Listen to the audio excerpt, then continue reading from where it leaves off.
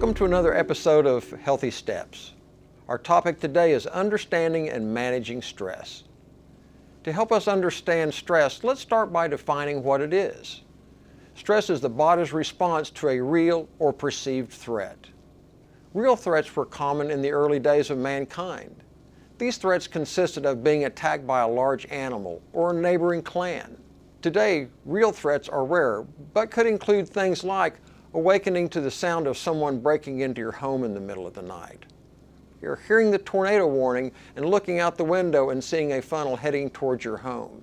Perceived threats today include things like overdue bills, deadlines at work, difficult coworker, too many obligations, troublesome family relationships. The problem with stress begins with how our bodies respond.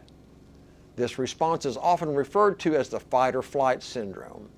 This is when the body rapidly and automatically switches into high gear as it prepares to react to protect itself.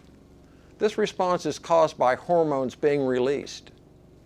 The release of these hormones increases our heart rate, our blood pressure, and energy supplies.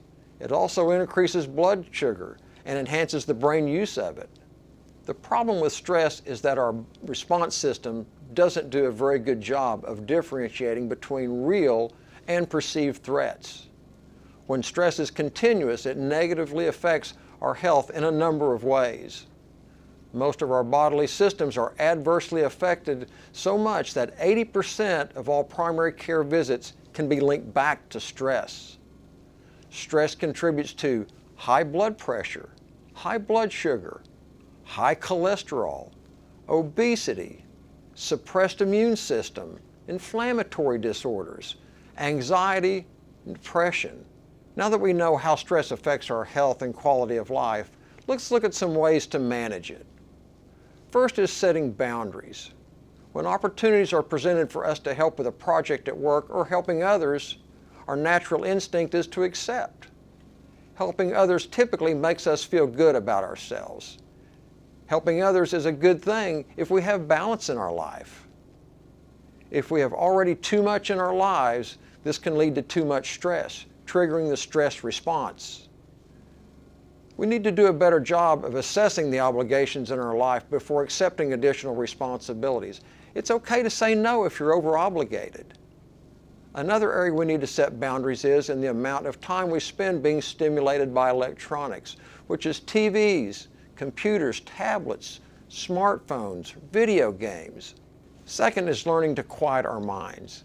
This can be done by learning calming techniques such as deep breathing, guided imagery, meditation, progressive relaxation, reading a book, or listening to calming music. Learning to use some of these techniques will result in lowering your stress response in minutes. Third is exercise.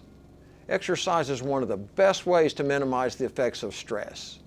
When you exercise, your body is physically releasing the stress, lowering your response within minutes.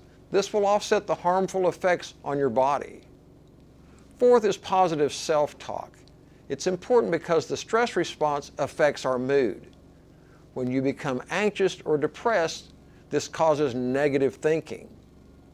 When we listen to our inner voice and hear negative thoughts, it's important to pull back and realize it's the stress response, not our normal way of viewing things. Instead, replace those negative thoughts with positive ones. Instead of, I can't do this, I'll do the best I can. Or everything is going wrong. Or I can handle things if I take them one step at a time. Or I hate it when this happens. I know how to deal with this. I've done it before. In conclusion, I'd like to share one of my favorite sayings. Fate is what life deals you, but your destiny is determined by how you respond. I hope you'll be able to respond to the stress in your life by employing some of the techniques we've discussed today so you'll be destined for a healthier life. For more information, please visit uticaparkclinic.com.